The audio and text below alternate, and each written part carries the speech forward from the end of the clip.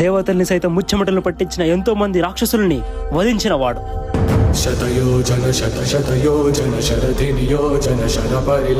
అమాయక ప్రజలను హింసించి ఆ మూషికాసురుడిని వధించి తన వాహనం చేసుకున్నాడు.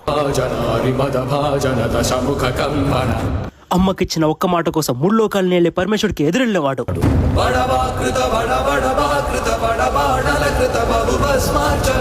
మహాభారత కార్య నిర్మాణంలో వ్యాసుడికి అండగా నిలిచినవాడు.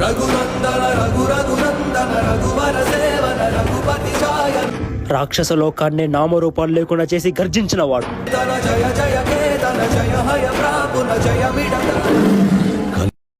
ప్రతి ఒక్క యుగంలో ఒక్కొక్క అవతారం ఎత్తి అందరికి అండగా ఉన్నాడు. ఈ కలియుగంలో మనకి కూడా అండగా ఉన్నాడు. ధర్మ కర్మ నిర్వహణ కోరిన దర్భ కూడా దుర్జయ సమమౌనని చాటిన నాటి పురాణ ప్రబోధం నలు చరగులుగా